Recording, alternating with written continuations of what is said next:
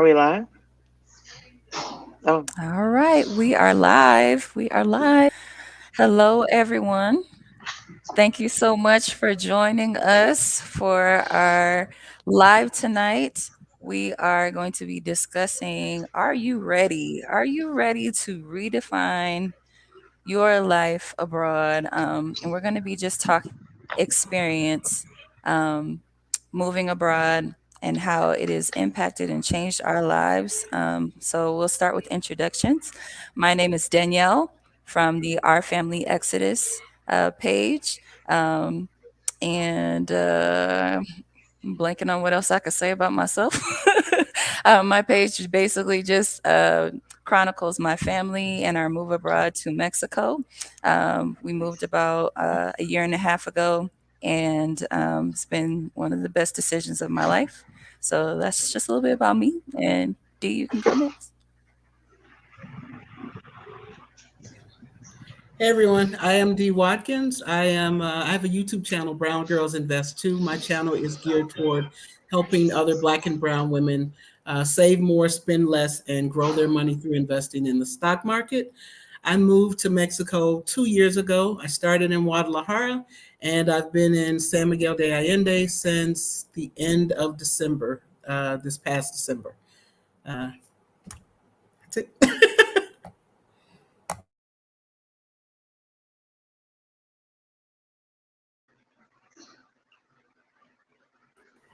Alum's up Who's next. next? Girls next. oh, it's me. Oh, the It sound is kind of you. went out. Hi, everyone. I'm Alum, one half of our Exodus Life, 100% finding Alum. And we moved to Mexico last year and have been enjoying life here. Um, my brain blanked, but all year. It's been a long day.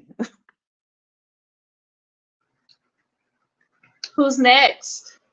Tracy's up. This is so unprofessional. Like every We tired. so, my name is Tracy Collins. Thank you guys so much for joining us and the team from Redefining Your Life Abroad. My channel focuses on all things business, wellness, and my life in Mexico. We moved to Mexico. It'll be a year on August 19th, and we started exploring the country in 2022.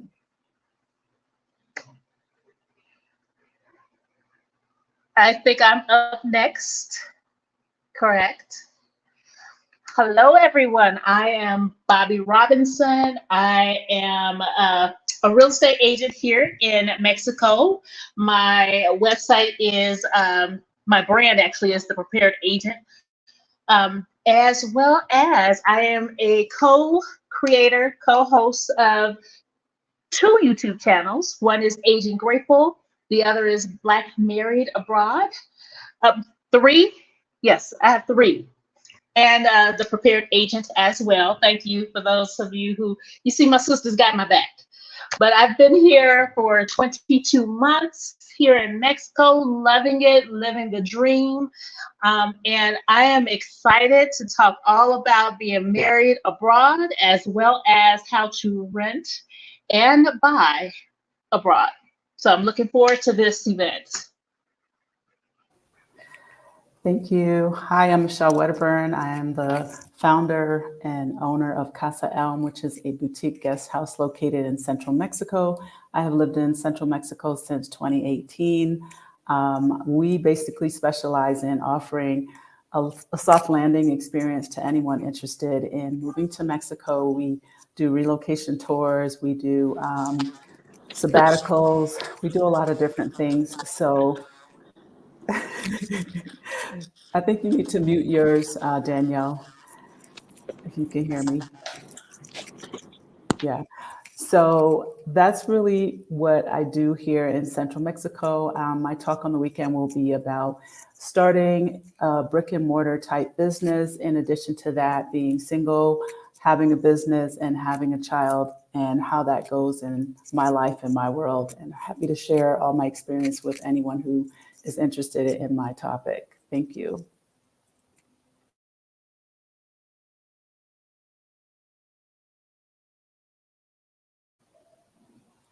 And crickets. Oh, Danielle, you want? Can you hear us, Danielle? Hey, Bobby, She's you want not. to start with the Yes. questions? You want to start with the questions? Absolutely. Let me go ahead and begin with some questions. Ladies, one of the questions that we want to discuss tonight is how has living abroad changed your personal identity or sense of self? How's that happened? Anybody want to chime in? I I think, will. Go ahead, okay, Alan. go ahead. Okay, I'll go. For me, I think it has allowed me to grow as a person. I know I've said this before that in the States, you're really distracted and you're consumed with everything around you, with consumerism, your job, just transportating your kids from one place to another, going to work and everything, and you don't have time to really sit and discover who you are as a person. And I feel like being abroad has opened up that realm to explore interests, build friendships, and really figure out who I want to be and explore those different areas of my life. Good. Michelle, you were going to talk? I was going to say something along the same lines that I've found that it allows you to be more creative, also vulnerable. And I think within all those spaces, you really learn how to trust and have faith in the process. I really don't believe that hard work goes nowhere. It doesn't mean you have to, break your back or whatever, but I do believe that if you're working and doing things for yourself, creating things around the things you enjoy, that it does eventually come back around to being something you're very proud of and you can look at and say, I built this even when you felt very vulnerable. And I think that that's a big part of our message this weekend, and we will be ready for you. We promise this weekend we're going to be ready. We all Absolutely. have been working really, really hard. So Yes. I think it's showing on Tuesday, but we're going to get lots of rest and we'll be ready for you by Saturday. Abs- Promise. Promise. Absolutely. So 100%. yes, yes, 100%. yes. So, I mean, for me, that's the growth. That's the growth. I will say for myself, being a mom of 10 kids and uh, working very hard, kind of a slower pace and be able to focus on truly who I really am and who I really want to be has definitely changed since I've been abroad. I do have the ability to really focus here. Everything is not so fast paced. And so for me, that allowed me to really connect more with who I am. And I'm learning that every day. I am redefining what that looks like for me personally. So I definitely see a benefit and a plus in my world as far as living abroad. Anyone else before we move on? I'm going to take that as a no. And we will go on with the next question. I'm going to go ahead and say, how has your career aspirations or professional goals shifted since relocating abroad? I've had a big shift. Oh, yeah, you have. Yeah, I've had a big shift. I retired in 2019, and so my job from that time on has just been managing my properties, right? But since I've come here, things that I've been doing just for fun or just a little bit here and there, I'm now doing more, and I'm doing it more. Um, I'm doing it in a way that I knew what I was doing before, but now I'm really convinced that I absolutely know what I'm doing because I did things from the perspective of my own situation. But because I'm meeting so many different people in different situations that I never experienced, I'm having to rethink their situation and apply what I know to what they're doing. So I'm enjoying it, right? I am working again, but I am working and doing something that I absolutely enjoy. So it feels really good. I have a question for you, Dee.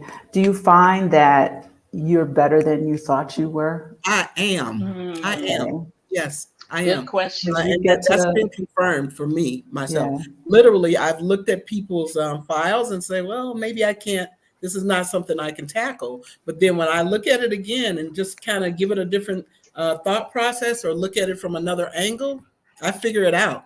And I'm helping them, you know? So yeah, I'm finding out I am better than I thought I was. So That's good. Good. I'll go. Eh, Um, I feel like for me, I'm currently working remotely from the States, but for me, moving abroad has opened up I guess, my horizons to other things, and to really want to not work remotely in the United States anymore. My goals have changed definitely. It's the you have the goal of getting up to management, moving up and doing all of those aren't my goals anymore. My goal is to work for myself, to have my own business and flexibility and all of those things. So while I was an entrepreneur in the States, it's kind of taken on like a new meaning, and like I have a new, I guess, zeal for it, and wanting to be self-sufficient and not having to rely on another company or another person to, pay my bills, basically. that's So my good. aspirations have totally changed. Great. Awesome. So, ladies, next question. What new hobbies or interests have you discovered since you've been moved abroad, since you live abroad now? Could be a good one because I know everybody has some interests and some hobbies. Come on. I'll speak for myself while we're waiting. I absolutely love social media. That's one of the things that I have delved into in the past, but I have been more and more challenged and in love with the process of social media. And so my hobby is being expanded. I will also say that. And my interests have turned towards helping people to also move abroad as well. That was something that definitely was not on my radar before moving, but now looking at life on the other side here in Mexico, I see that definitely there is something to be gleaned here, the beauty, the change in mindset, and I want to be able to share that with others. So my interests and hobbies have definitely expanded in this arena. Anyone else want to chime in? Um, I'll go. So, for me, my interests and hobbies, I feel like I've definitely become more creative here. I have a lot more, I guess, flexibility to pursue that part of me. So, singing was always something that I did. I sang in the States, sang in church and things like that. But here, I've branched out and started actually like pursuing like singing more. I started painting, and like just doing different things with like clothes and fashion and things like that. Things that I've always been passionate about, but really didn't have the time to do when I was in the States. So. Our stylist in resident there. Yes, thank you, Danielle. um, Alum, any particular interests or hobbies that you've picked up along the way that we should be aware of? I mean, I've always had hobbies and interests, but I think I have more time to delve into them, like language learning and, various other things, journaling, just stuff like that I didn't have time to do before. And now I actually have this wealth of opportunity to explore. Haven't gone into town to do any kind of the art classes, but I would like to. I think it seem like they'd be a lot of fun. And maybe some of the more of the yoga and Pilates stuff. I think That that part. would be good for my body, good for to explore new ways of movement. there's a lot that you can do here, and I feel like I hadn't even touched a Oh, percent absolutely. of it.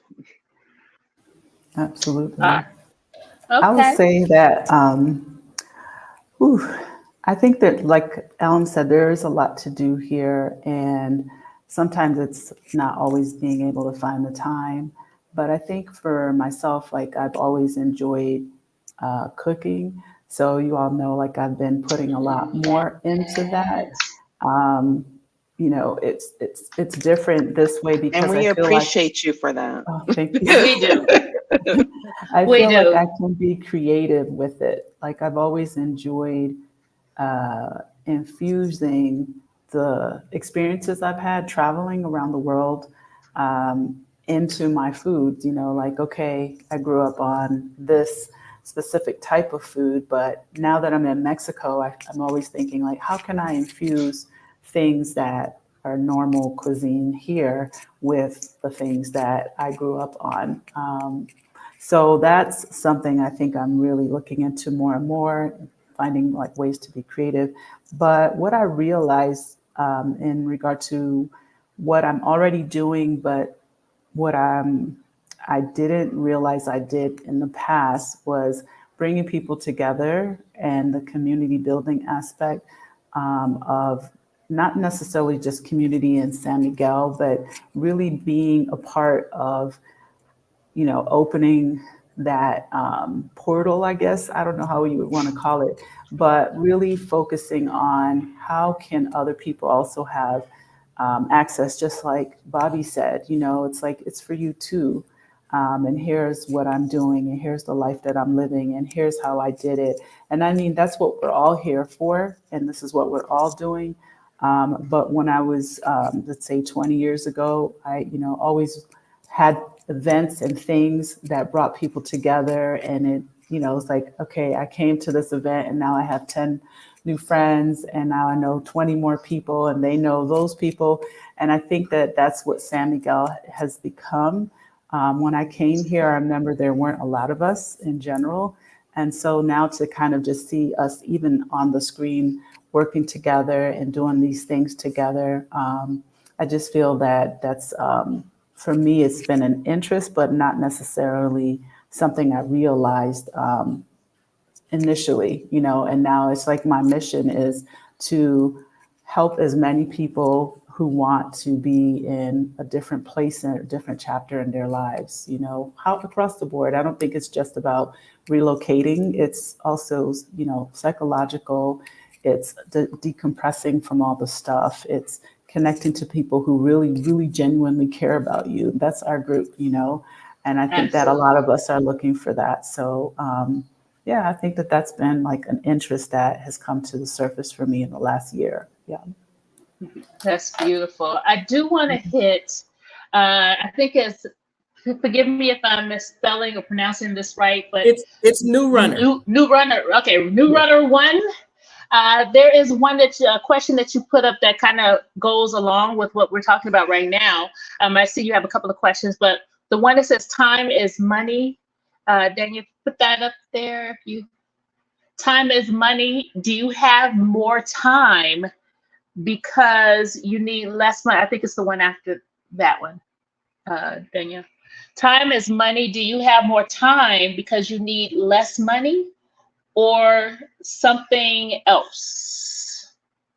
I would say So, you have more time because life is more convenient, and not mm, necessarily because you need less money. It's just that it's more convenient. Access is easier. So instead of having to factor in commutes to everywhere, you might be able to walk to the place, or, we often carpool somewhere, or you have friends nearby that maybe when I was in the States, we're so spread out, it's not possible to try to do just a simple potluck and simple showing up at other people's houses and enjoying time, because you're spending 30 minutes to an hour in the car to get there.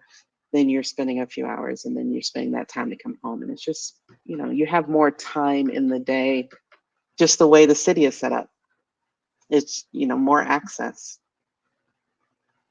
I will And then also say this. Oh, I'm sorry. Go ahead, Tracy.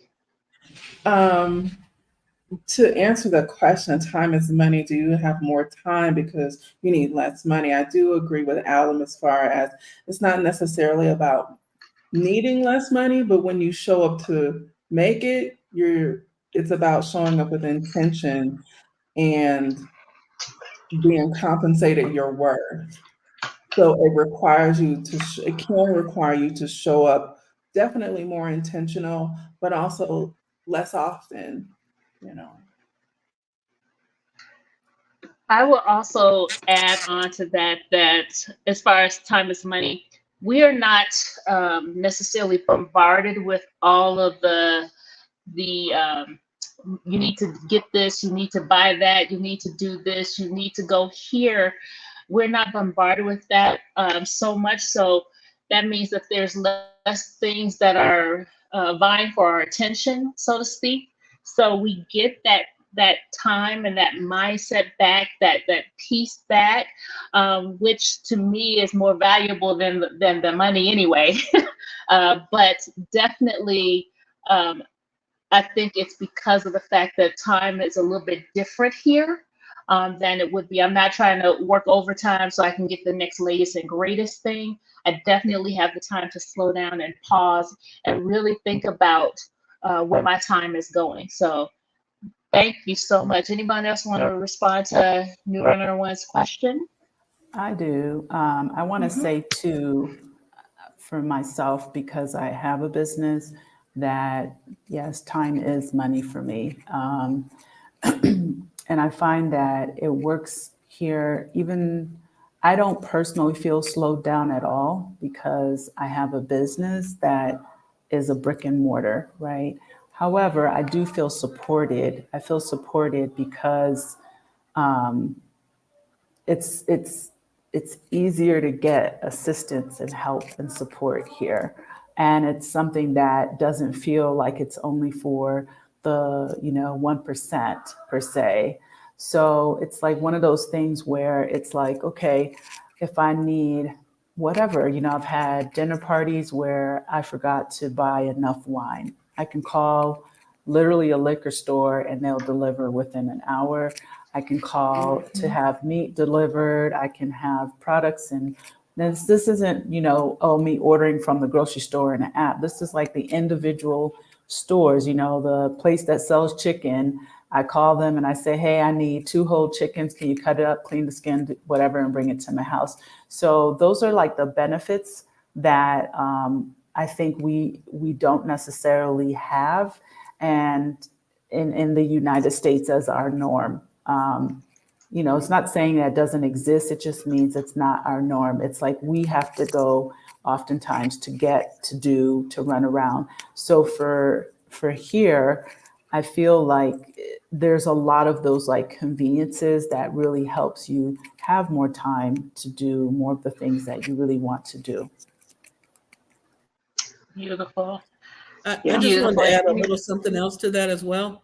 Yeah. So, pardon me, I stepped away for a minute, but I think you guys said this, but I want to say it a different way. Things here are simpler, right? So the things that you want in the US are not going to be the things that you want here. So you're not going to need as much money for that. Not to mention some things are cheaper. So you can buy yourself time by having someone come in to help you. She mentioned, having her butcher deliver some chicken to her. Well, we can have our home clean, our food made, alum. Yes. We have people that can come in and cook for you for the week, or come in and clean for you and free you up for something else that you would rather do. When I was in the States, sometimes when I was a technician, I would work longer to earn more money so that I could pay people to do what they do rather than me taking the time to do it. So it's kind of the same thing here. Absolutely. You also Yeah. you also don't waste time doing all of that red tape. So I need a prescription. I literally just take the box to the grocery store, to the pharmacy, and saying, I need two Yeah. boxes of this.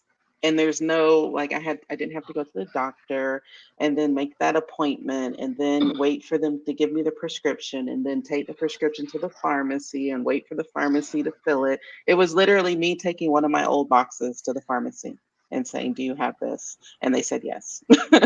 And adding on that, Mhm. you don't even have to go to the doctor. The doctor will come to you. Absolutely, absolutely. Well, I want to go ahead and answer some questions also that are in the chat here, the comments. Thank you so much for your comments, everyone. Keep them coming. If you are actually enjoying what you are hearing so far, please go ahead and we'll go ahead and put the link to the Redefining Life Abroad Virtual Summit happening this weekend. Guys, you still have time to get your tickets. You still have time to get your tickets. Right now, like Michelle and everyone is saying, we have been busy preparing, guys. So definitely the energy will be brought. We are just taking our time and focusing right now It's for you it's been guys. a long week and it's just It Tuesday. has. It is Tuesday, right? Yes, it is Tuesday. So I'm going to go ahead and continue with New Runner One. She has another question. How do you deal with the distance from family in the United States? Anyone want to answer We make sure that they use WhatsApp when they message us because it's that? easier. Get the images and video come across a lot better. Make more an effort to call them and message them. And I'm only talking about, like, my mom and my kids, but that's about it. They all have passports. I'm like, and I think about it because when we were in the States, we didn't see them all the time. Mm-mm. So it's not really a huge difference with us being out because we probably see them as much. When I went back in May, I saw my daughter like every other day because she had her own life and her own schedule, and she had things that she was doing to this party, this outing, road trip. And so let me go back to Mexico. Absolutely. And and Anyone else? I was just going to say, each of us have had family come visit us. So all we did was give you guys another vacation spot. That part. That part. Um, we've been back and forth to the States quite a bit for various reasons as well. And I realize that life is continuing on with them as it is continuing on with us. So, our families, we can do Marco Polo, which is kind of like a video chat or telephone or FaceTime. So it wasn't like it was a really big shift for us leaving the U.S. in order for us to stay connected with our families. Anyone else? Yeah. Um, Oh, Go go ahead, ahead. Danielle. Go Oh, ahead. I was gonna say I had family just come and visit last week, um, and I feel like even when we were in the States and we were like a state away, we didn't have like visitors like that. Like people try to get all like up in arms when you move abroad, like they were coming to see you anyway, and they really weren't. Like if we keep it real, like I Yep. could have been in the same state sometimes, and I wouldn't see people for like a whole year or whatever. So I feel like the distance thing is just if you want to see someone, you will, regardless of where they are.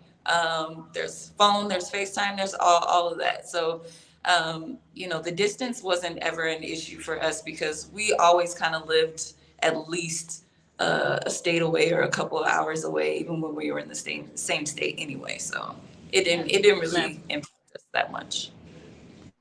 And I think we're absolutely. more intentional. Like we're more intentional. My family, we have a text thread that we communicate, through. It's like us and our children. We also have a group FaceTime chat. And so we're always talking, and I'm always stalking them on Lifetime or Life 360. So they know I'm always looking at their location, making sure that they're okay, and they stalk us. But in my particular case, like I'm from Oakland originally, but moved to Atlanta. So when I left the States and came to Mexico, we're smack dab in the middle. So we can get back to Atlanta in 3 hours and in Oakland in 3 hours, direct flights from San Miguel or from the airports here. So it's like I'm actually closer, but everybody has also been here to visit us as well. And just like Danielle said, they weren't always coming to see us, no way. And airplanes go both ways. So That part. That part. We also have another question, guys, and thank you. I think Dee, you answered this question, but I still want to bring it up. One of the questions is from Not Before 10. How many of you ladies have a car in SMA, and what percentage of walking are you doing in your daily activities? Listen to this, y'all. Go ahead. How many of us have cars? Two of us. So there's two of us. I don't like walking here that much, right?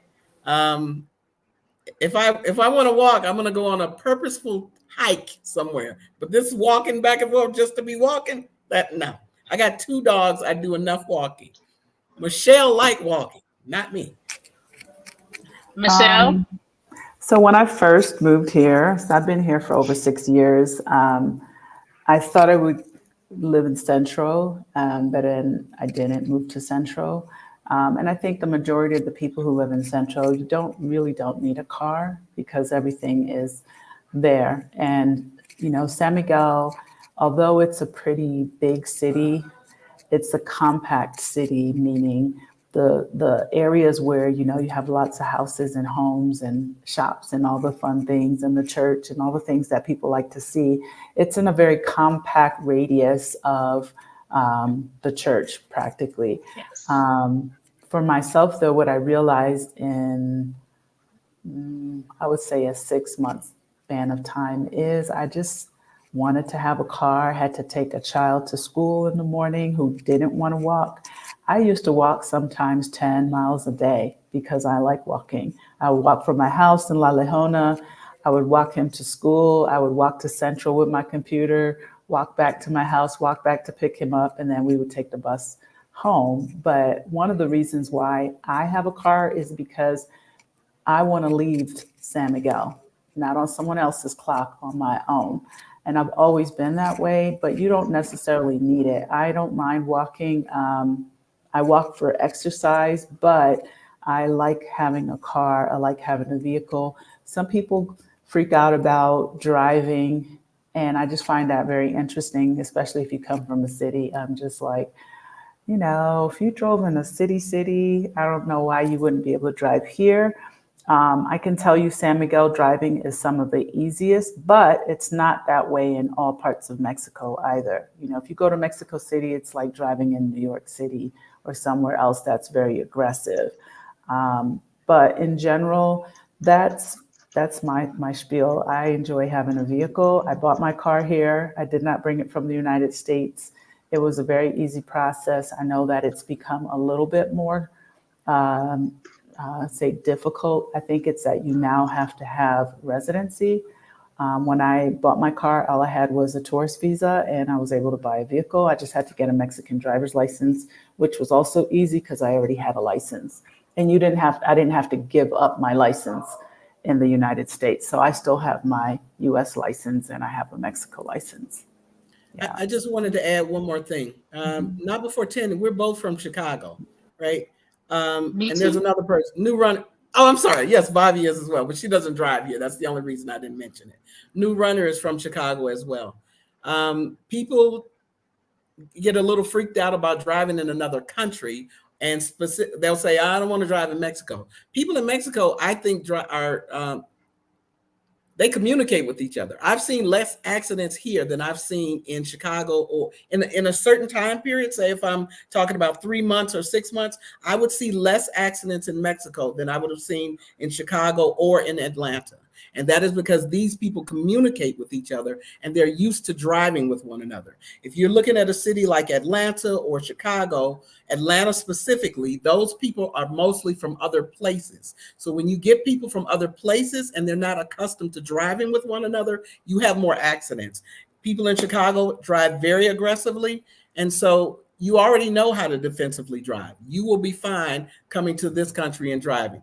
In what is this? San Miguel, you won't have any problems. I drove in Guadalajara, which is the second largest city in the country. No problems at all.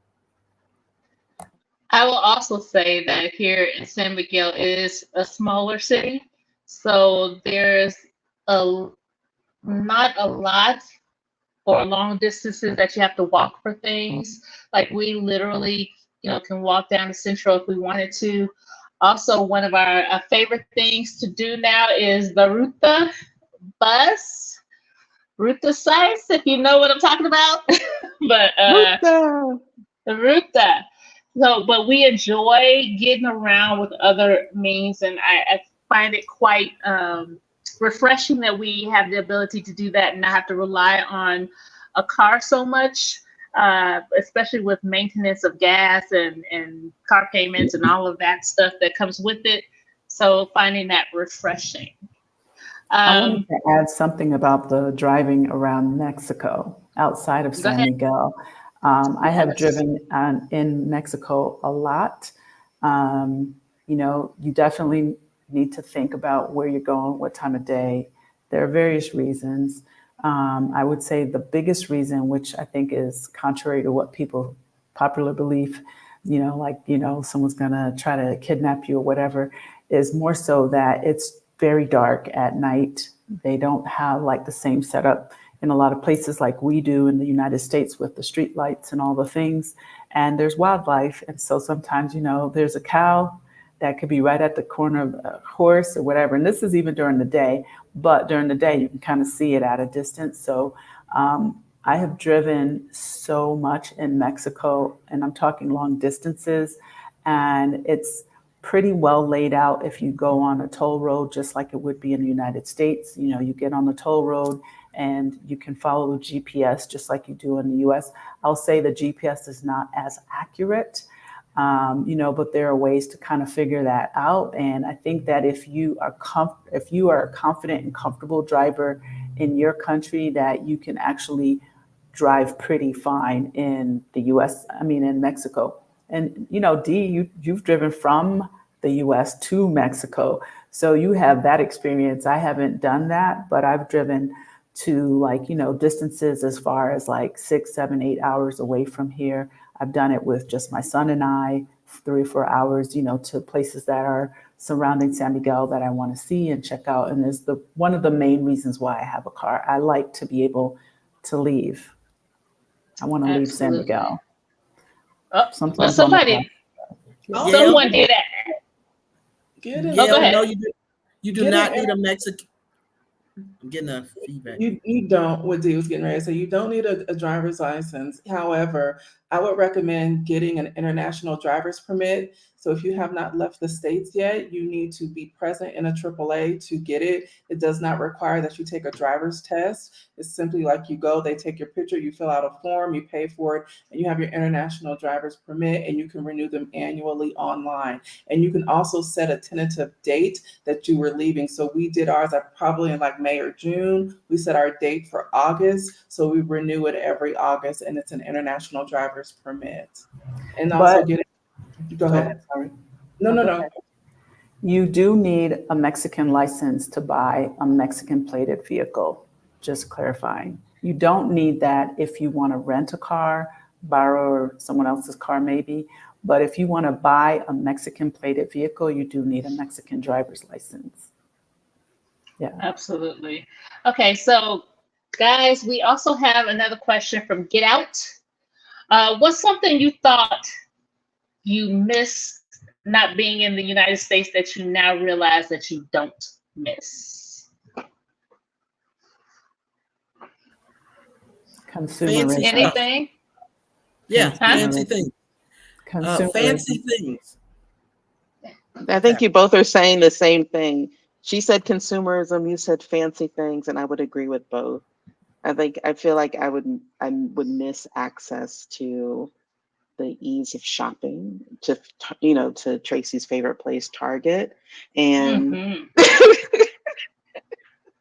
That is blasphemy. Uh-oh. she had to get I had to get her off mute. But to like just the ease of like going to a place, but I feel like part of the growth process is coming here and realize that maybe some of that consumerism was hiding some feelings that you felt, so you're buying to fill something in yourself. And you don't do it as often. Um, when you're here. At least I haven't as often. There's still some Amazon, but because we need stuff. But other than that, Mhm. Yeah, I I'm don't miss realizing. the consumerism, especially for my child. I'm happy that he's not seeing all the kind of things that are being pushed on children, whatever that is, between clothes, toys, experiences in the US that are related to going to the mall to shop because there's a holiday and now we got to stack up the Christmas tree. Nothing wrong with that. I'm not taking away from the holiday, but I've taken a lot of time and effort to make sure that the things we're doing are memorable and more meaningful. He's not going to remember me buying him sneakers as opposed to we did a weekend trip on that Christmas to wherever, somewhere new in Mexico. He gets his gifts and things, but I'm just happy that he is not bombarded with these things, and also happy that when we go to stores here, there's very minimal, and this is maybe more so San Miguel, because if you go to the bigger cities, there's a lot of consumerism. But here, he's not bombarded with, every single aisle is trying to get, the kids to cry and scream so that the parents could buy them a bunch of things. They do have the toys and all the stuff, but I don't know. I just feel like it is just what Dee said earlier. It's a simpler life, a simpler existence, and I'm good with that. Yeah. Absolutely, absolutely. There's a question from Butterfly Effect. What do you all do to maintain healthy interactions and connections with each other? Oh, this will be good. What do we all do to maintain healthy interactions and connections with each other, guys? Eat lots of desserts at fancy places. Y'all could talk about that. Dessert Alan, tell us about your desserts donut place. first. Yes. well, they deliver, so that's not necessarily maintaining connections, other than maintaining connections with the bakery that delivers the good donuts. But I don't have the connection Honey has because she gets like same day service, so it's different. Absolutely. I think we all do a really good job about staying in like community with each other, having regular conversations, meetups, brunches, dinners, things like that. We are, I think, very intentional about doing those things. Uh, and that's how we kind of maintain it, and we hold each other accountable to that. Kind of like, hey, what's going on? Haven't seen you in a while. How are you doing? And it's very easy here. I don't, it's not a It difficult is. thing to do. Yeah, it's not really difficult. There's not a lot of effort that has to go into it, because if you say, hey, let's go get tacos, someone is down and ready. All the time. All the time. Oop, And I wrong way. want to like say this. I think that to what you guys are seeing is just us here visible, but San Miguel has it's not a transient place. And Mhm. so if you are looking for community and to build relationship with people that you know who are going to be here tomorrow or next month and potentially next year, San Miguel, that's how San Miguel differs from every other place from what I've seen in Mexico. So you can actually put down roots with people that are like-hearted as you are and get in community versus, well, are they going to be here? I don't want to get too close to people. You can actually spend time and cultivate those relationships.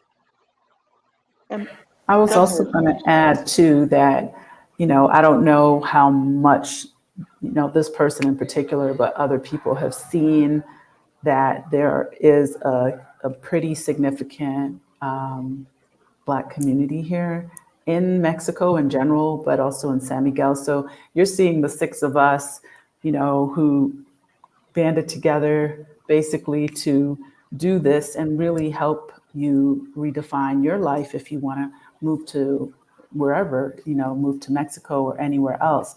But understanding like there are so many groups here of women, different demographics in terms of the ages and things like that, that get together and that do things just as we described it. There's a lot of activity. There's a lot of things to do. There are a lot of people who, found their circle, their tribe. We're kind of, I think, all in and out of different tribes, if that's a good way to put it. But I do think that people don't realize that our community is pretty big, and it's continuing to grow. And I think that no matter where you're coming from, that you will find a circle of individuals that you could connect with as well. I also will go back to the point of San Miguel being so small as well, not a huge city. Because when we say, hey, let's meet up to go somewhere, it's not like it's going to take us, an hour to get, or 45 minutes to get wherever it is that someone is saying, let's meet. I mean, we literally, maybe 15, 20 minutes, maybe 25 at the most, travel time for us. So it's a little bit more convenient. And plus, we love everything about San Miguel pretty much. So there's not really many bad spots, especially if you go mentioning Cafe Umuran. I'm down, whatever time that is. So, yes, absolutely. Yeah, Cafe yeah, Umaran, yummy. Yeah, wholeheartedly. the And that kind coffee there of is brings really good. into our next question, which is how has your approach to relationships and friendships changed in your new environment? I feel that they're more genuine and they have more roots. For the vicinity, that's a part of it.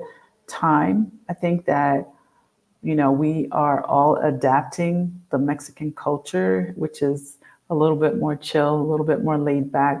But I think that we're all kind of like, you know what, all the things that had us running around in the United States, you can kind of like throw that to the back, right? And like you said, you don't have to always run home to cook the dinner. You don't always have to run over here to get the things because maybe they can be delivered to you. Whatever the reasons are, I think at the end of the day, that we just have more time to grow the roots and water the seeds that the friendships have.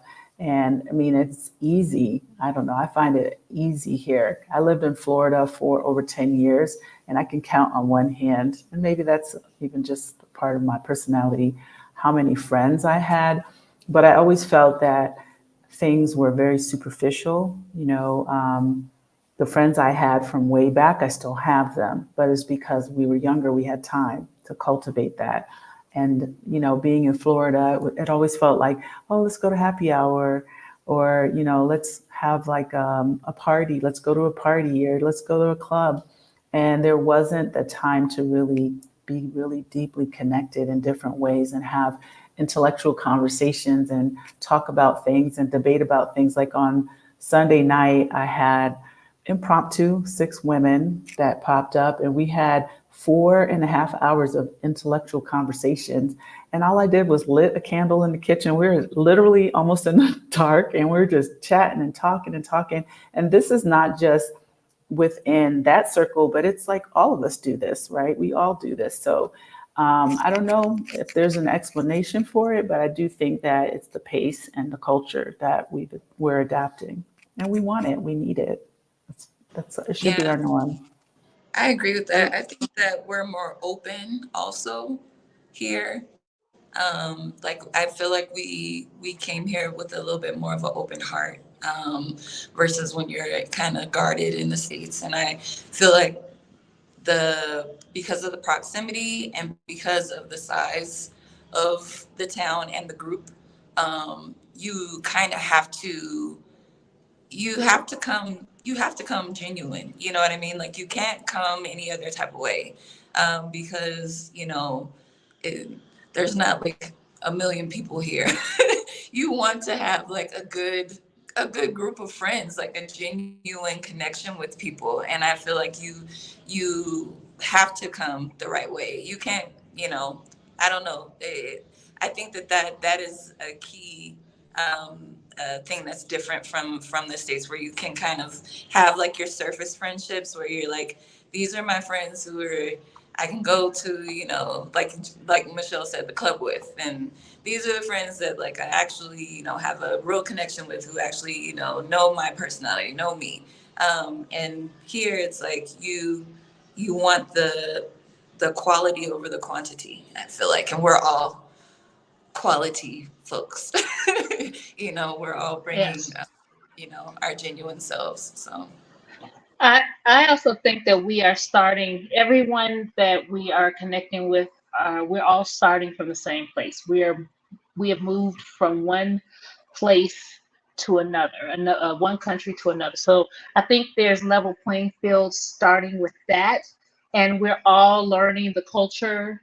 We're all trying to live our best lives and explore what that looks like. So I think we already come with that little level of vulnerability, if you will, and trying to figure out like minds, or even people who may be a little bit different than ourselves, but we are wanting to make that connection and maybe grow in some aspect, or what have you. So I think that that in and of itself allows us to build this type of community, because we are willing to be open to experience what that looks like for all of us. And as far as with locals as well, because we do have locals that are friends also, and I think just their um, warmth and kindness towards us, and them being open themselves to receiving, I think that that makes it easy for us to be able to connect as well. Also, I want to say, not, coming with an individualistic mindset when you get here or when you get abroad. You really have to put yourself out there. The United States teaches individualism, and that's the way to go. But honestly, the rest of the world is more communal. So if you are used to doing everything by yourself, for yourself, with yourself, then and not putting yourself out in your new community, then it is going to be more difficult for you to get acclimated and get to know other people. However, when you say, like yesterday, we were we were walking. Let me just say that we were walking. We weren't driving, because we don't have a I love car. that. And we ended up getting our, with that, for us, it was also a lifestyle change too. I think people want to bring the United States sometimes with them in various aspects. And when you are leaving the states where we came from, it's really about a lifestyle change. So being open to all kind of possibilities. But this guy, like, hey, how you doing? And like, we were like, hey, so he put himself out there. He was sitting outside. We ended up speaking with him for about 10 minutes. And then upon our departure, he was like, where are all the Black people? And I said, well, we're here. I said, but we're just, most of the people, they're living their daily lives, so that we're not tourists. And that's another beautiful part about San Miguel. But we ended up connecting him with, Elton, which is Danielle's husband, because he really wanted to get involved here in the community and get to know other men. But he put himself out there. So one of the things that is a pet peeve of ours is being a Black person abroad and you don't speak to other Black people. And when folks are from the States. So if you come abroad, make sure you put yourself out there. Make sure you speak. That's how put yourself in a different position to create community and be vulnerable. Because again, it's really about a lifestyle change and not bringing where you're coming from with you or who you are. Because honestly, you really don't know who you are until you leave all of that mess behind. And now you're trying to rediscover or redefining your life abroad. that's really good. And that kind of I saw a question about childcare and homeschooling. I'm gonna get to that in a second, but that kind of ties in with this next question of how has your sense of independence and self-reliance been impacted by living abroad?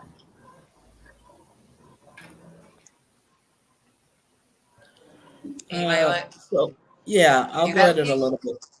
Yeah, I'll go at it a little bit. Uh, self. Okay, so there's two things. You do need to be self-reliant, but you can't just depend on yourself. When you come here, you have to be able to switch on a dime if you have to, because some things just are not going to go the way you need them to go. Uh, so you've got to be resourceful in figuring things out, but you also need people around you that have already figured it out, right? That you can call and say, I don't know what to do. And they're going to help you, right? And so that's when you're building your community. You use those folks. And when I say use, I don't mean use them. I mean give and take with people. Uh, I can drive around my corner and I'm going to eat some vegetarian food at Danielle's house. If I go the other way, I'm going to eat at Michelle's house and Tracy's house. Tracy threw up her hand. I'm still coming to your I house. mean, let me just say this though. You know, Danielle is walkable from Dee's house, so I'm just Hey, gonna put hey, it out hey, there. hey. I'm taking things when I go. That's why. Uh-huh. Well, she brought food yesterday to my house, so thank you. Yeah, Oh, this who is did? how. D. Don't wait. We're gonna fight offline, okay? Okay. All I'm No, saying is so We should that she. settle this while it's recorded online. No, so we do this, but no, yeah. Yesterday, Dee was like, "Oh, I paired up your rice and peas with whatever the vegetable medley was," and I said, "Oh, that's so pretty. It's so colorful. Was What's that in the it?" soup you made? Yeah. Oh, the one you showed us a picture of, but we it didn't was get to not it taste. was not soup. It's curry. Now get it Oh, right. Curry. it Okay. looked like soup. So she was like, "Do you want to try it?" And I was like, "Well, I'm about to run out with my guests. I have three ladies here, and I didn't even get to listen to her message. Next thing I know, I look out my window, her car is out there. I was like, "Okay, thank you, I love it." And then we started all talking, and I said, well, "I'm going out to take them to do something. Do you want to join us or whatever?" So it's just that it's like that. Our community is like a lot of spontaneity, a lot of just being included into things. You don't, doesn't mean you're all doing everything together all the time, every day. It just means that, we, one, are close in vicinity. And then we're also, close in just being like, let's, catch a vibe in Central, let's do something. And there's so many places to do that. That's not where it's like the top noise level and you can't hear each other and you can't speak. It's always somewhere where you can really cultivate those relationships. So yeah, I'm very grateful for it. And everyone's helpful with the Yeah, other. true. Yeah, What do I they I say? think. Oh, go ahead. Whoever was going, go ahead. Oh, no, no. I was just gonna say, what do they say? Iron sharpens iron, and that's definitely something that I am finding that is special here. Is that you know we're supporting each other, and that is a really, really big thing that I found that was lacking where I was living. At least I can speak for myself. So just to have that is very, very special, very special. I also want to add just being able, those who are coupled, being able to form relationships outside of your spouse. And I feel like that's been really special here because even in the States, relationship are kind of paired up and not really individual friendships, even though those of us who are coupled tend to hang out together. But there's also these individual relationships that we've been able to form as well. And I find that to be really special and something I really wanted when I was in the States and I just could not make work for one reason or another. People couldn't commit or for life got in the way of friendships. But here it just never happens. It just someone's available and you're able to build a new relationship, a new friendship, a new coffee date. It's beautiful. That's my favorite part. There's so many questions in the chat. Are there? I hasn't been looking. Yeah. Let me Um, get Butterfly, to. my Spanish is very transactional. Oh, It's literally from Google Translate immediately out. oh no. I was going to get to the question about the children and the homeschooling. Okay, here we go. So, from Not of This World, if you have children, are you homeschooling? Is there a school for expats? How did your children adjust? So, That will all be me and covered Michelle in the have summit. the That will school all be age. covered in the summit. I don't want you to like give everything. Oh yeah, Yeah. I'm not going to get too deep into it, no. But Yeah. this is a topic that we'll be discussing at the summit this weekend. But long story short, I have children. They're not homeschooled. They are in the schools here in town. Um, my son goes to a school where there are predominantly expats. He's in kindergarten, and my daughter goes to a more it's a private school, but it is ran by the Mexican government. And the children are adjusting very, very well. And Michelle, you Yeah. wanna? I will. Yeah, I'll Oh, chime in. Go ahead, Bobby. I'm sorry. I was It's just okay. gonna say I do have from my perspective of someone who is not my daughter is 17. She's a senior in high school, but she's doing it online from the state. So that's also another option for people as well. So So we've been here for over 6 years, and there's lots of options. And so you can homeschool if you want. I learned a lot about the different types of school options, and I think I've learned to loosen up about the traditional way that we're used to going to school, sending our children to school in the United States and the best zip code and all the things. And here, I feel that education for me is it's an experience that incorporates everything. And moving here so my kid can really like get the full big picture. There are lots of options here, lots of choices. And so get your ticket, and we'll be talking a whole yes, lot about that on Saturday. You can even buy the replay. Yeah. yes. And Michelle is saying that you guys, just a reminder, you still have time to buy your tickets. We will be all doing our best and presenting some incredible and amazing information on August 10th and 11th at the Redefining Life Abroad Virtual Summit. The link is in the comments there. Go ahead and get your tickets. And Danielle, I'm sorry, go ahead.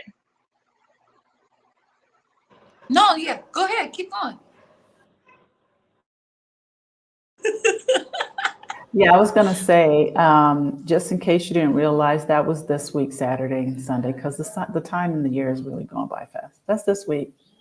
Get your ticket. We're working hard Yeah. so we can bring it to you again. So NG, the LGBTQIA community in SMA is growing. And that's something that Dee and I are going to be speaking specifically about during the summit. So can you believe, I'm really excited to have that conversation with people. And then also, as far as finding rentals, that is going to be what Bobby is going to speak about. Yes, and no, it's not hard to get short-term rentals, but purchase your tickets so you can get all the goods and the information behind how to do that and what that looks like for you as well.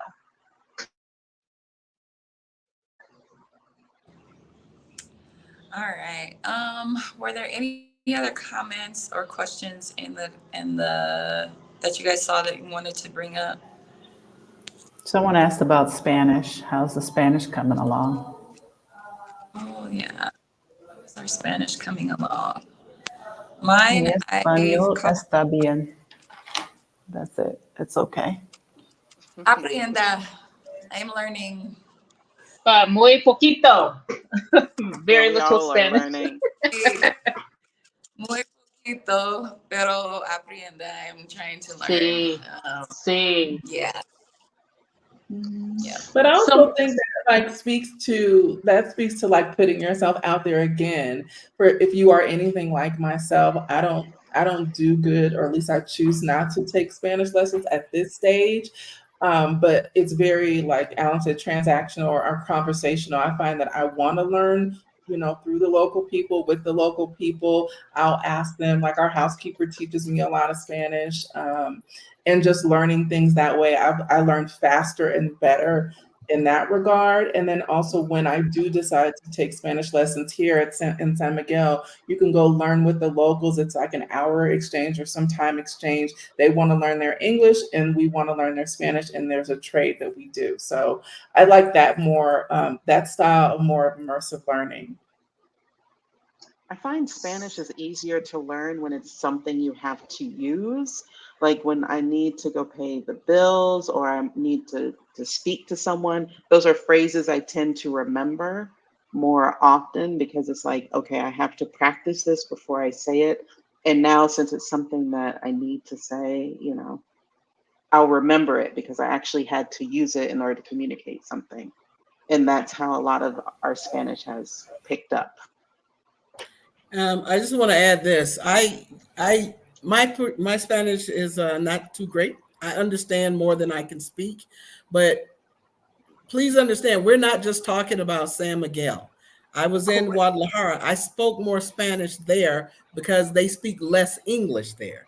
And when you're in a place where they're going to speak less English, you're forced to speak Spanish, and and they're patient with you, so it's not going to frustrate you. They'll give you time to use translate. They'll give you time to use the words that you know, and pointing actually works very well. But people will help you along, so you don't necessarily need to. Don't, I'm gonna learn Spanish before I go. Don't do that. Come here and learn whatever you need to learn, whether it's you're going here or wherever you're going. I actually prefer the Guadalajara way because they will look at you and just wait. They'll help you, but they will wait like we are not getting ready to speak your English. But I like Right. being forced to learn that way. Here in San Miguel, you get a little bit more spoiled because it's such a tourist destination that they're accustomed to people speaking English, but there is a good handful of people who don't as well. I And then would sometimes you get recommend to that you say, learn your numbers, though. Learn your numbers. absolutely. Don't worry about them ABCs. You got to learn them And numbers, child. Yeah. money, money, money, money. Yes, learn it. Read the Sure. peso. Read the peso. Read the number on the peso because, that's going to be the most helpful part. Absolutely. For sure. All right, y'all. Well, it's getting late, so I'm gonna ask one more question, and then I want us to all just kind of give an overview of what we're going to be talking about this weekend for those who are joining us who may not know all about the summit, but have asked some questions and want more in-depth answers. So, all right, our last question is: how do you envision your future now that you've experienced life in a different country? I envision, well, I can't say envision, I'm living a lot of what I think will be similar in the future. I do think that, all of us are going to continue to grow in the things that we want to do and probably be able to have more of a choice of how we end up saying we don't want to work anymore, like really don't want to work, versus, kind of being in line with the traditional, work to this age and do this and then get your 401 and all the things. Nothing wrong with that. But I do think that we will have left a lot of legacy behind us and passing those things on. That's sort of how I envision my future in terms of my child as well. I'm very, very excited, God willing, to see him as a grown up and how, us moving here when he was 6 changed the trajectory of everything and in my future, his and beyond. I really think that it's going to be quite interesting to see how all the global citizens and the children of those global citizens, what the results will be later on down the line. Yeah. Absolutely. I see I that. Okay, Daniel. Go ahead.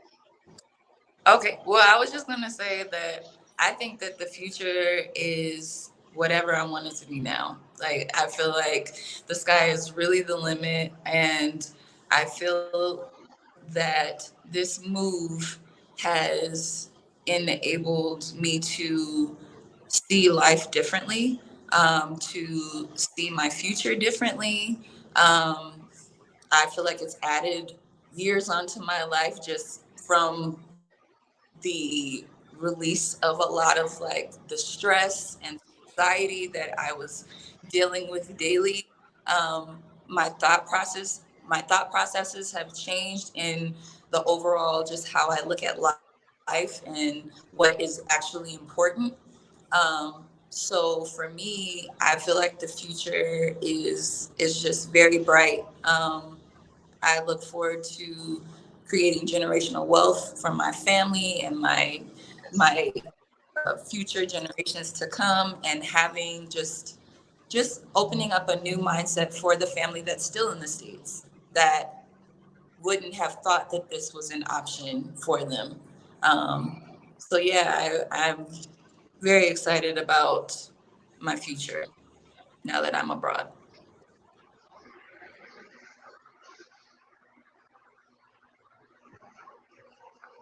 Bobby, did you have something? I was just kind of like what she was saying already. I see my future as a life without borders. I see that this is the start to us truly understanding what global citizenship really is, and that there is no limitations on that other than the ones that we place upon ourselves. So that's what I envision. I wanted to add one short thing is if you are of any other descent and you have the opportunity to get your citizenship elsewhere, do it. Whether it's the Okay. islands, Jamaica, Canada, anywhere else in the world, just have options. Get your passport, get your citizenship in other countries, because we just don't know what's happening with the world right now, the US.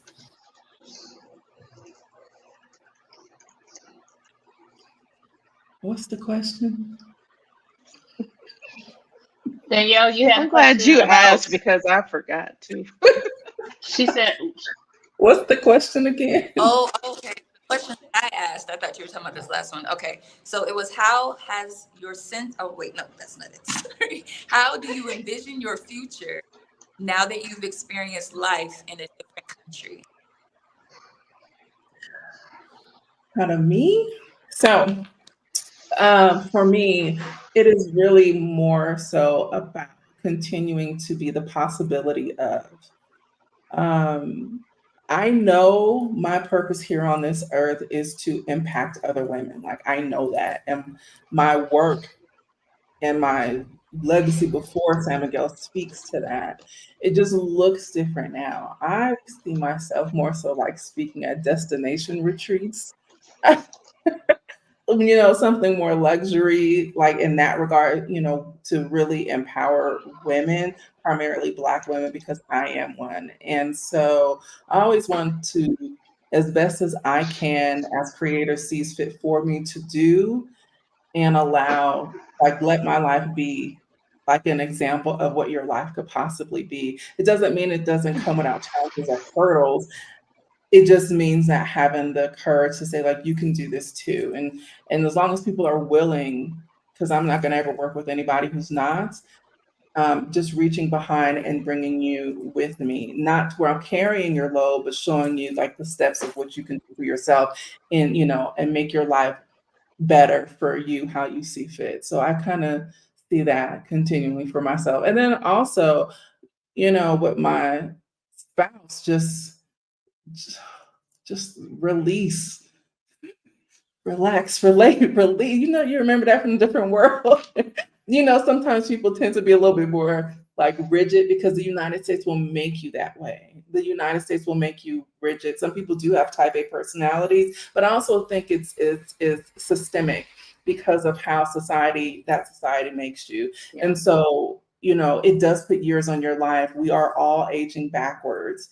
And to watch that happen in real time is really, really shocking. Like to see your friends age backwards or to see yourself age, it's like it's a shock, but it's a beautiful thing to witness. And then continuing to get healthier. I think health needs to be prioritized. And I think with a life abroad, you can take more of the reins of what your health and wellness looks like without the pressures of the States, with all the processes and the red tape and the fake food and that whole thing.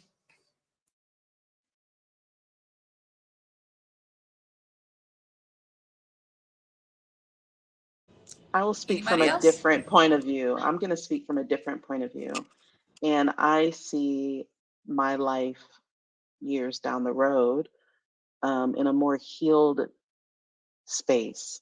Having ease of access has helped remove so much anxiety from my life that, I dealt with a lot of not wanting to do things because of the process that went into it.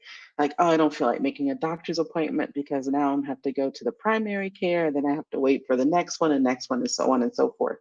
And so I would delay the action of doing because I knew the process was so overwhelming. Being here has helped me heal in that regard because I can cut out so many steps just to deal with my own health.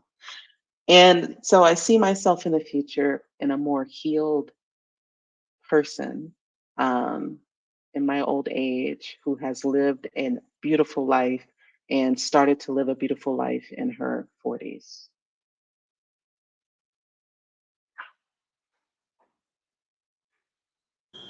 That's beautiful.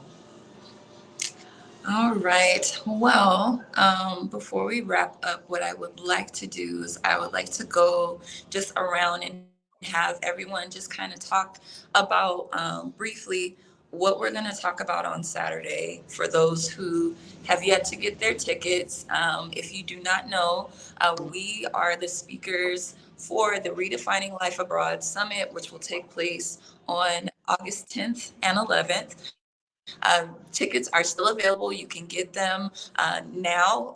We have a link in the comments. We also have the website up here on the screen right now, and we will just be sharing our lived experience and expertise because we have some amazing experts here on the screen who are going to talk to you about. We're gonna go through. So I won't say everything. I'll let everyone speak for themselves. But for me, I'll be speaking about living abroad with children. I have two children, ages 11 and 6, who are thriving here in Mexico in the school system. I am going to be talking about their adjustment period and even before our move, just preparing them for the move abroad. Now that we're here abroad, just some of the things that we've dealt with in terms of their adjustment. That are pretty common for most children, and then how to thrive as a family, how to get through the transition because it is a very big transition moving your family abroad. So those dynamics definitely change. So I'll be discussing that in depth, along with just giving you some tips and insight on the process of enrolling your children in school, just the different opportunities that are available for them in terms of education and also supplemental education as well. All right, Dee?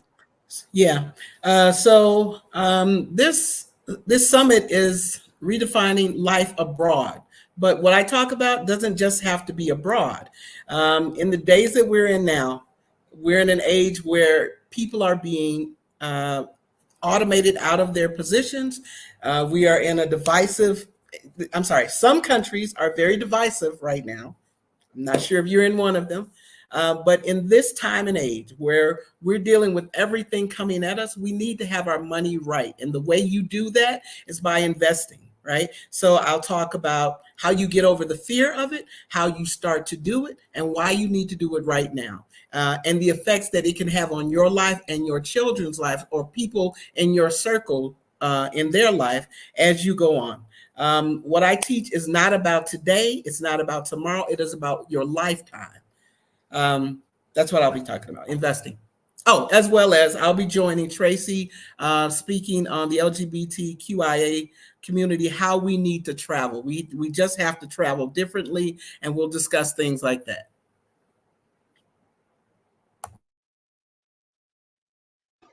Yay. Ellen? I'll go next. I will be talking about freelancing and government contracting. I'm going to go over a few careers that are viable and that you can start while you're still in the States and carry with you abroad, as well as some platforms that you can use to help you find viable work.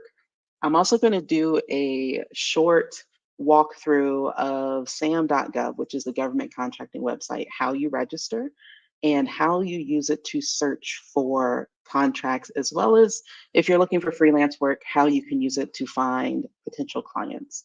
The other talk is going to be a tech talk. So I'm going to do a short conversation about the tech that I use in my business, as well as the tech and things you should set up before you leave, and social media privacy and VPN setup. So that way you can maintain your location privacy. So those are things I'm going to speak about. So for me, I am going to speak briefly about mindset, shifting your mindset and shifting your wellness to your new life abroad. And then I'm going to go into business infrastructure. So it'll be two talks in one for me. Business infrastructure for people who are entrepreneurs and who live in the digital space. If you're looking to get into the digital realm of working online, and then how to properly set up and automate your businesses, but making sure that you have the proper infrastructure to kick it off. And then, just like Dee said, we will be talking about LGBTQIA rights abroad. I'm sorry, life abroad, rights too, and safety and culture and legalities around that.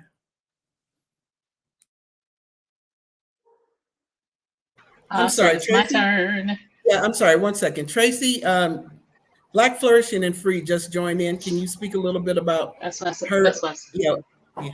I'm sorry. Go on. Yeah, I was so about to say that. Black Flourishing and Free is Zolani, and she too has left her home country and lives abroad as well with her young daughter. And she is our recommended therapist for this event. And the reason why Zolani is in place is because you can't do this without mental wellness and health support, like your mental health and wellness support abroad. A lot of times people think it's just about how do I get abroad, but people don't really understand the impacts of staying abroad on the mental aspect. So Zolani we're going to give you all of the information, and she's going to get you right mentally so you can handle the information and implement everything that we're talking about. Okay. So that's her. Absolutely. Absolutely. And again, as I mentioned earlier, at my talk will be, well, I have two talks actually. One will be about being married and being abroad. And I'll be talking about such things as the tough, candid conversations that you need to be having before you move abroad as a married couple, as well as the continued conversations, the continued steps, the continued thought processes that need to happen both as individuals and collectively as a couple in order to have a flourishing and successful marriage abroad. So I'll be talking about that. And then my second talk that I'll be having is on something that I love as well, which is real estate. You want to be able to move abroad effectively and find yourself a home to buy or someplace to rent. I have all the goods, all the information, all the processes and documentations that are required for you to be able to do that so you can make the right decision about the new place that you're going to be calling home. So stay tuned. And I will be talking about basically having a brick and mortar business in Mexico, whatever that looks like for you. I'm going to go through the challenges, the types of things you need to prepare yourself for, how you hire locals, which I highly recommend, the types of contracts, the laws, how the labor laws work here, about the taxes and the FEIN numbers and all the things that you need to know so that you're legal.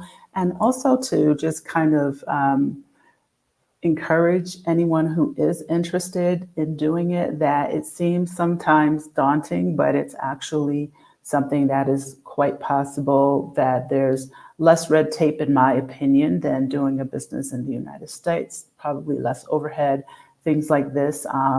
And the fact that there are a lot of needs here in various parts of, and I'm going to focus on Mexico because that's where I am, but there are a lot of needs across the board. And I also think that if you have an idea or passion about something, that this is a very viable place to bring it to fruition, and how you do that. So just what are the permits? How much does it cost in different states? What types of help you need to hire to like help you with that process, and also understanding the culture of things and how they work here. It's a lot slower, and why it's important to create relationships with the locals so that you really are getting in and getting the best deals and the best prices and quotes on things, because most of the time, if you are going to get a space, you really need to probably fix it and have it be what you need it to be. But I think sometimes we think it's going to be so absorbent, and it's not. So we're going to talk about all those details. And then my other talk will be about being a single person with a child and being here and how I navigate that. And for me, it's really something that I find easier than I did in the United States. So we're going to have those two talks in my sessions. Yep. Join us. Can we really quick go over just the difference in tickets so people understand the difference in what they're getting in their packages? I was just Alan, going to say that. perfect. Oh, That was because oh, she was like, hold "Did you see her on. grab her pearls, Bobby?" I was She going to did. say that, but not to be the person that says that. Danielle, can you add my other screen to the live? You might see it down at the bottom. And the reason why I we think want to make she's. sure Oh, that you guys perfect. understand this is that so you have available information, because we can't cover everything all at once. So we have Hmm. different sessions. There's the talks on Saturday, but then there's private talks on Sunday for people who want more. And then Yeah. Alam is getting ready to go over the difference in the packages. Yeah. So I want to make sure everyone understands that these packages are only for people who buy the ticket before the summit goes live. The perks are not going to be available for if you buy it after the summit, because a lot of the uh, ladies are giving coaching sessions immediately following the summit. And so they have to have their capacity set and understand who's all going to be joining their coaching calls, and you might miss it. So it's going to be very limited what you may get if you buy after the summit. But these are the two packages that we have. You have the All Access Pass for $249, and that is going to give you a group coaching call with Michelle, a group coaching call with Tracy. These are separate group coaching calls, as well as a group coaching call with Bobby and Sed is Bobby's husband. And you're going to get a digital business bundle from Tracy is sponsoring that, and I am sponsoring a freelancer toolkit, which will be much more comprehensive and include a lot more of where you can find remote work, and different careers that you can absolutely start before you move abroad. The weekend pass right now gives you 72-hour access to the summit. So 72 hours after the talk goes live, you can view that talk over and over again until the time has expired. So hopefully that helps you make a better decision. We have Tracy on the homepage. I don't even know if you saw that, Tracy. Yeah, I was just as shocked as you were when I to I speak just about. picked I picked one of your videos, but I as you did. see, we have the Yarbors who did a very beautiful video. I'm not going to play it here, but check out the link, visit, watch what our sponsors have to say. It is going to be an amazing summit happening this weekend. We are so excited to, do this for everyone and share with you from people who have actually done it, what you should actually know when it comes to moving abroad. I was going to add one more thing too. Is I'm not sure where all of our testimonials and sponsors are, but there were quite a few that really were a part of this process. So definitely check them out if you haven't seen them. Hmm. Every sponsor Someone, has a page. Facebook page. Okay. They have their own page, and we have beautiful sponsors from Black State Global, 7997 seven. podcast, um, and Zolani, who is also sponsoring. We have Adelia. Adelia Borshade, who has also sponsored the summit, as well as a few others. And Riza, we did that. That came out yesterday or the day before. mhm, The Yarbrough. yeah, so amazing sponsors. Mhm. Please, if you're interested, click the link, join the summit. We look forward to hosting you. Also, we do want you to join our community Facebook group. Come join the party. You can do that now. You want to see all the videos from our sponsors and our local, excuse me, not local, well, Mexico therapist, as well as all of us and videos from what we do on a daily basis, which is to encourage and educate, inspire, and to love on you. So please join the Facebook group as well. That's actually in the comments also. And again, be sure to get your tickets and tickets for your friends. We did So have a. as far as the time, go ahead, Danielle. I'm sorry. Oh, I was just Excuse going me, 1 second. Can we, Mahendra probably needs to go. Can we let him, thank you for coming. Get him out.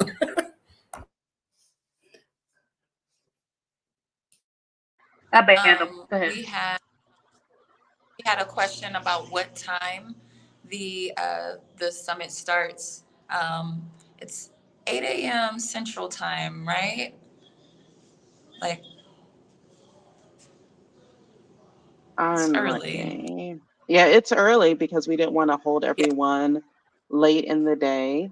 Um, so I believe the time is 8 a.m. Eastern, because I operate on Eastern. I'm not sure about Oh, Central. I'm sorry, 9:15 Eastern Standard Time. okay. So that would So be that's when 8:15 this, for Tanya yeah. because she says she works nights. So that should Hmm. be. And you still have replays, so those will still be available to you, depending on your ticket. The All Access Pass will have access until November, and the weekend will have access for 72 hours. Also, please share this information with someone that you feel would benefit from it as well. That would be great. Um, Alan, will we get the link? So I said What's that? for the Jetta's link comment. for to purchase. No, the link Oh, it's in the to join the summit. It's in your portal. It should be. Usually that's how Hey Summit has it set up. Correct, Alan? the link. Yeah, Yeah. once you sign up for the summit, you will receive notifications from Hey Summit on how to join and direct links and reminders letting you know that the sessions are about to start. The link to the summit is in the chat. It should also be in the description, Danielle. So you should be able to click the link and join the summit.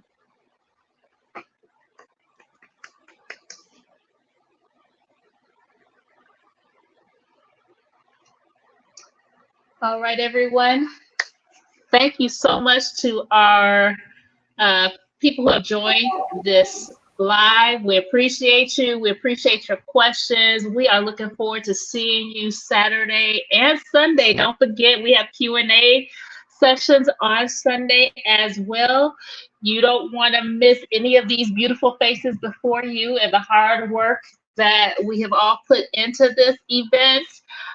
Again, as we stated before, please share this. If you like this content as well, please do yourself a solid and like and subscribe. And again, share this live and follow each of these incredible women on their YouTube pages also. And with that being said, does anyone have any other questions?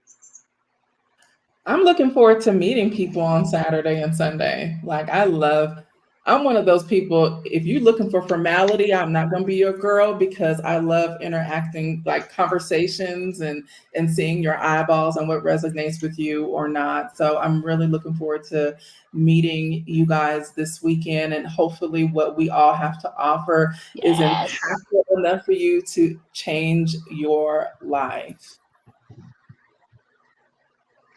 It's time to get out. No. Yay. No, for real. I Much mean, love, everybody. I'm not going to say anything. Yes, you are. You just said something. No, I'm not going to say anything. Yeah. I didn't No. touch you. You touched me. Not it. Bye. Bye-bye.